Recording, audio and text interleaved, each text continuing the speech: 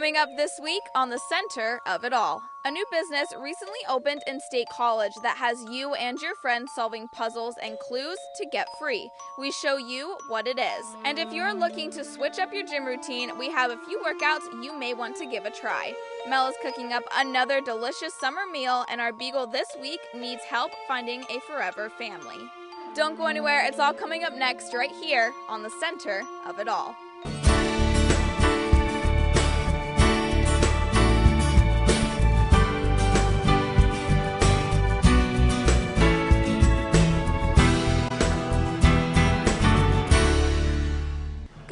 Welcome to the center of it all. We are outside in the beautiful summer sun enjoying the weather this morning. Are you sick and tired of doing the same old Friday night activities? We show you some new fun that recently moved into State College. It's an experience that they've never even heard of. So I think we get really excited about it because people just receive it so well here.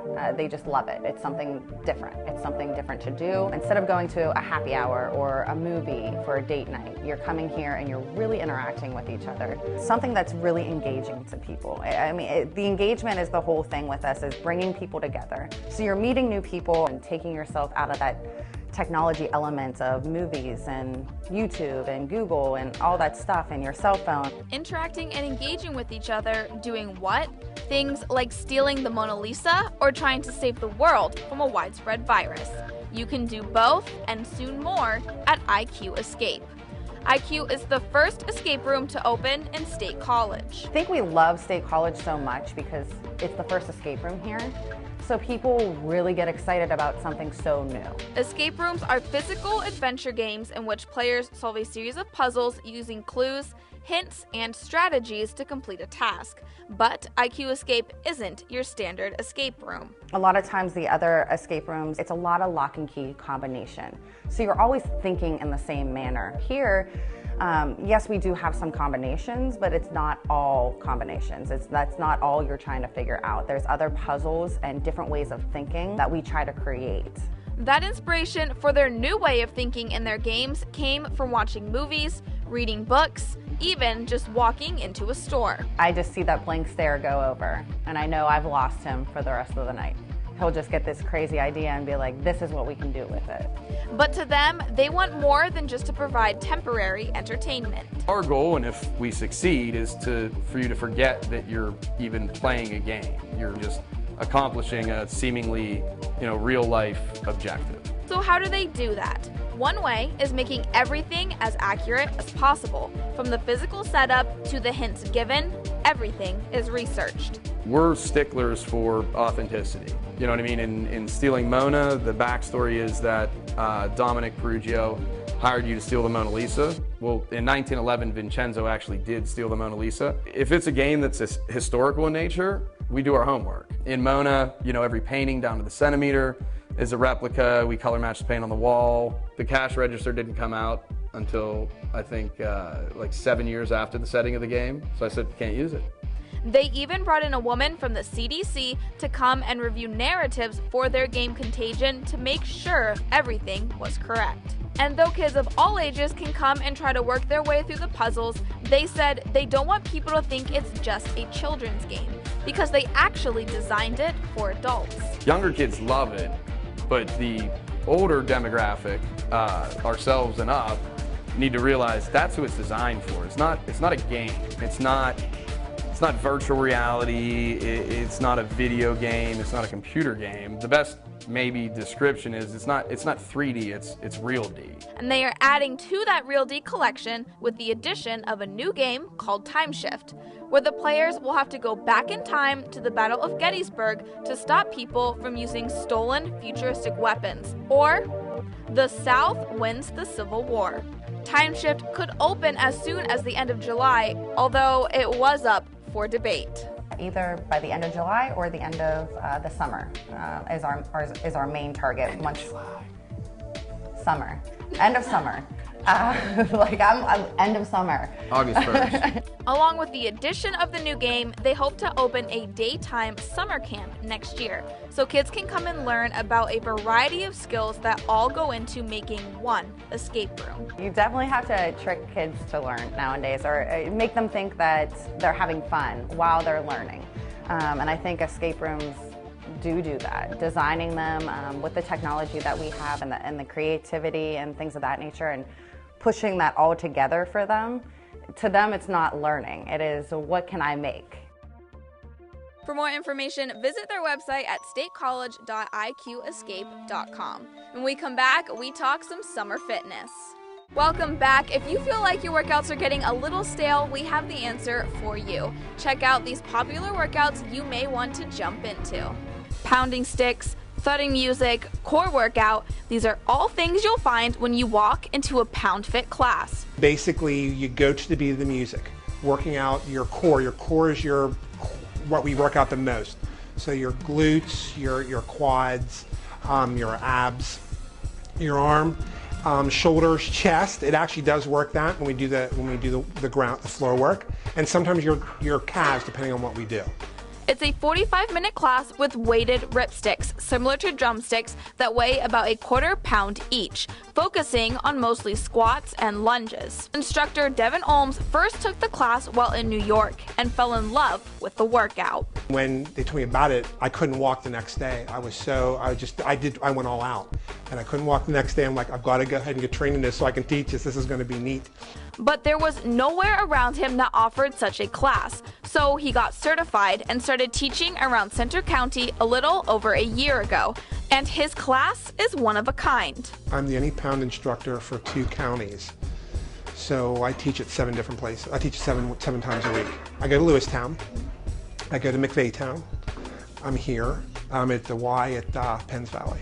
Though he recently started teaching classes, Pound is not new to the fitness world. It actually has been around for 3 to 4 years and only recently gaining popularity. It's something totally that no exercise will give to you. You have your typical boot camps, you have your typical things.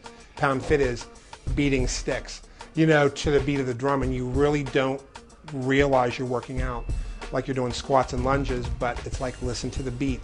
Go to the beat, and you're forgetting about you're going down and up and down and up. And he thinks no other workout can compare to its approach. It is a very different kind of workout. You can't equate anything to this. You can't equate Zumba, boot camp, insanity, size, anything to this.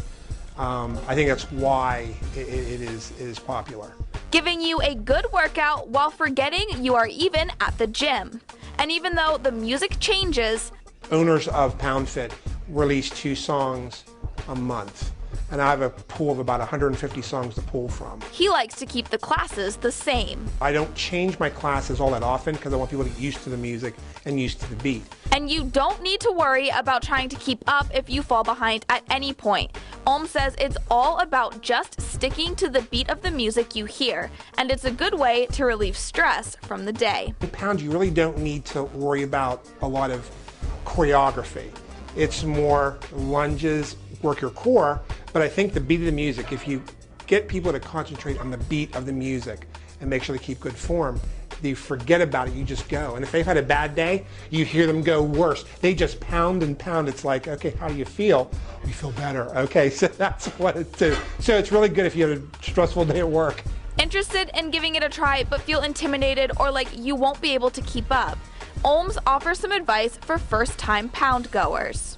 Because I teach so many classes, I modify pretty much the entire class. I show the move in the very beginning of the whole move, and then I modify. And I encourage people to modify the first time just to get the moves, and so they understand the mechanics of it. Again, your placement when you do lunges, you don't want your knee over your foot, things like that. You may not be any good at it the first time you go, or even the second, but Olm says if you stick with it and don't give up and keep coming back, it's a workout routine you won't regret doing. I like a crowded fitness room. And I like seeing new people. Every week there's somebody new. I had 2 new people today. Every week I'm getting something new. And I try to encourage them, don't give up the first time. Don't be intimidated the first time you do it, because if you will, you're going to miss out on so much of the fun, so much fun. For a full summer schedule and a description of each class, visit eastcoastfit.com. When we come back, we try to stay healthy as we head into Mel's delicious kitchen. Welcome back to the center of it all. Mel can take any simple recipe and make it taste like a 5-star meal. Take a look at what she has cooked up for us this week.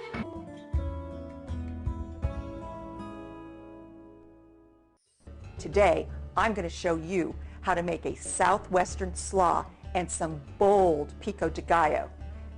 Before we can make our tacos, we have to make our toppings. And the first one I'm doing today is our southwestern slaw. And I'm going to start by putting a half teaspoon of salt in the bowl, 2 tablespoons of lime juice. I'm using 2 tablespoons of jalapeno peppers to spice this up. And for the sweet part, 2 tablespoons of honey.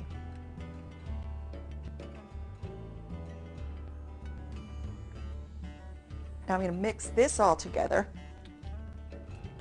And if we weren't on camera, I'd probably let this sit for 5 or 10 minutes to allow the jalapenos to kind of work their magic in with the sweet and savory. Now I'm going to add some green onions. That's about 3/4 of a cup. 3/4 of a cup of cilantro. I am going to stir this together, get them all coated.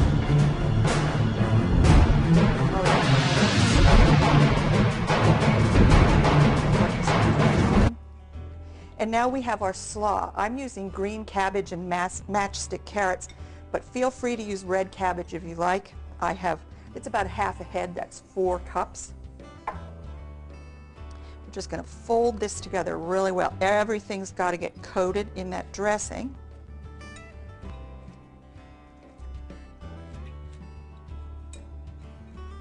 And when it starts looking nice and shiny and really well mixed, I'll give it a few more tosses here. I'm going to set this aside to marinate for about 1 or 2 hours in the refrigerator.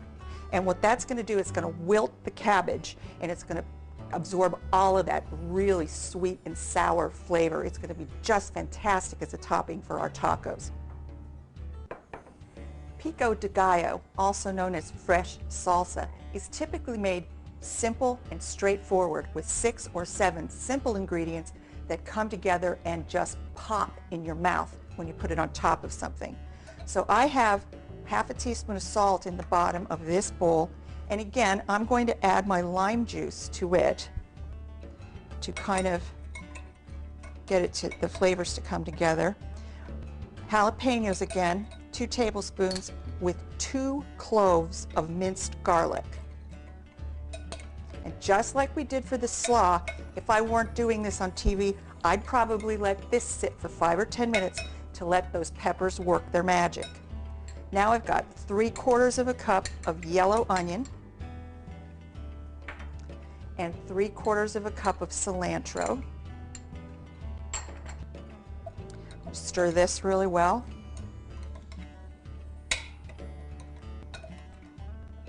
And I'm going to add 2 cups of diced tomatoes. They're not peeled, they're not seeded. This is just a rustic, quick to make sauce. I have a mixture of plum tomatoes and cherry tomatoes today because that's what I have left in my garden. A quick stir here.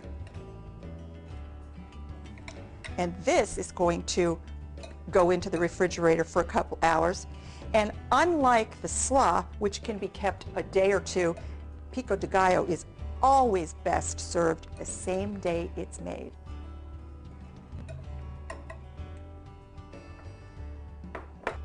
I'm making a third condiment today too because it's really commonly put on fish tacos out in the Baja region of California and Mexico.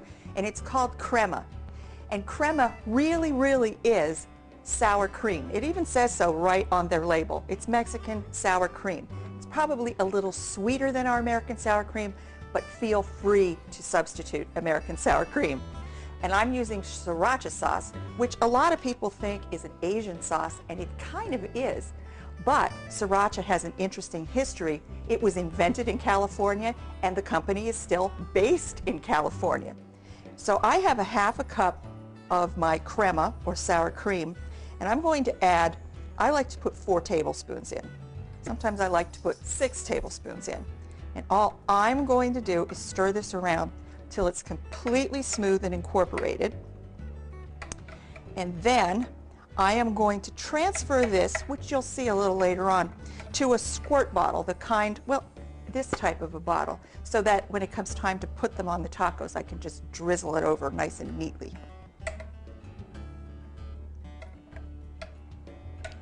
Stir this till it's smooth. That's looking really good.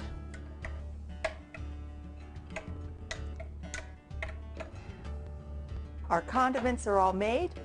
I'm going to preheat my deep fryer, and when we come back, we're going to deep fry some fish.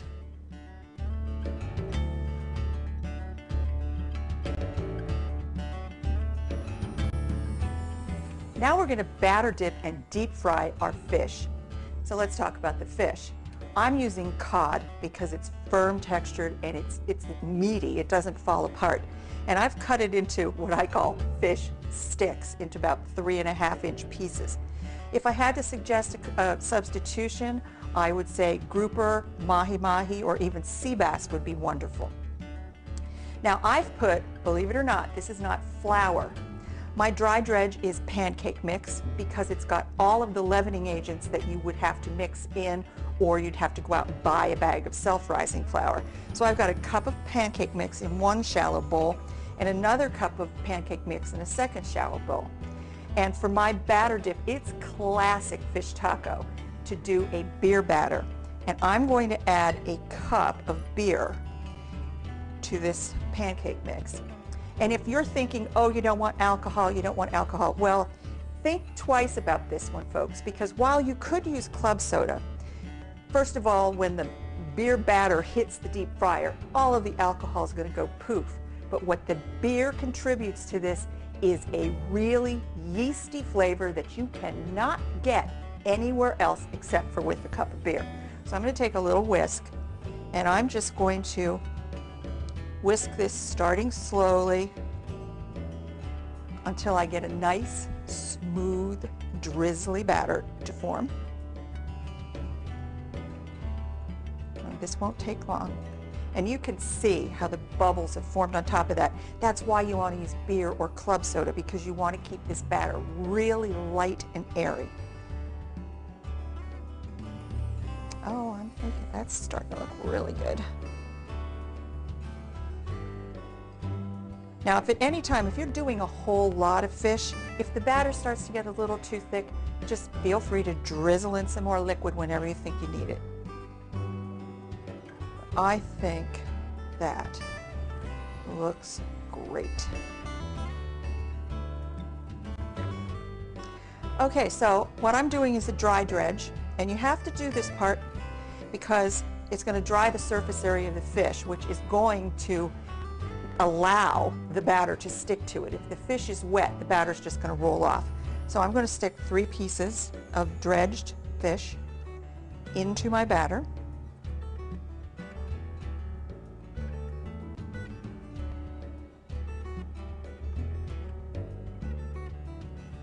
Oh, that's looking good. Let's find our other one and our third one. Okay. Now my oil is preheated to 360 degrees. Peanut or corn oil will work fine. Olive oil will not. And what I'm going to do is one at a time, I'm going to pick these up. Do not be afraid. Do not be afraid. I'm going to let the excess drizzle down. I'm going to drop that right into the hot oil. Next one in, right into the hot oil. Never overcrowd your fryer basket. Only do these maybe 3 or 4 at a time. I'm going to close the lid, and these are going to fry for 3 to 3.5 minutes, and I'm going to keep repeating that process until all of my cod is batter dipped and fried.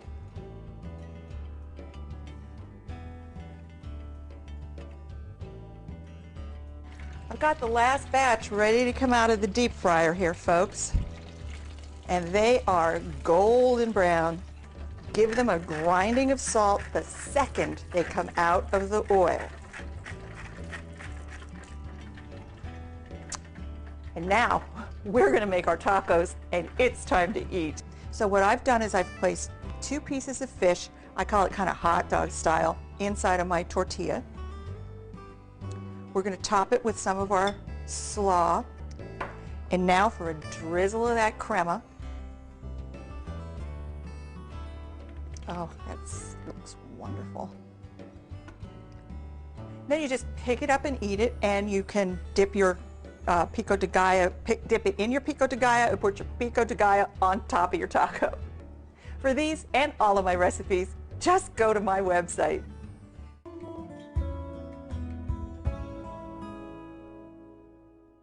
Honestly, being able to taste Mel's cooking is probably my favorite part of this job. When we come back, we meet up with Nittany Beagle Rescue, who has our lovable pet of the show. Welcome back. I don't know about you all, but I seem to be having puppy fever. Let's meet our beagle, who is looking for a family to call her own. Thanks, Alicia. I'm here with Bella from the Nittany Beagle Rescue. She's a 3-year-old beagle. She's really sweet. She's a complete sweetheart. She loves to get pet. She likes belly rubs. She likes playing with toys. She's great with kids. She's great with people, and she's great with other dogs. She loves them all.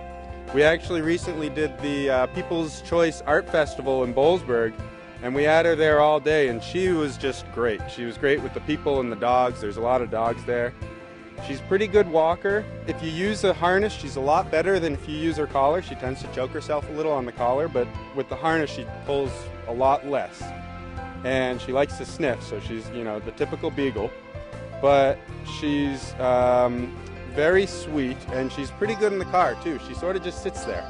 She does like to kiss, so if you get close enough to her, she'll lick your face. She likes treats, and she loves affection, so that probably means she'll be pretty easy to train because she's very responsive to both those things. She does need a tiny bit more work on house training. She's pretty good about going to the door, but every once in a while she might have an accident. Remember, even if you can't adopt, you can always offer to be a foster family for any of the pets at Nittany Beagle Rescue. That wraps up this week's Center of It All. Thanks so much for joining me. Have a great week, and I'll see you next time.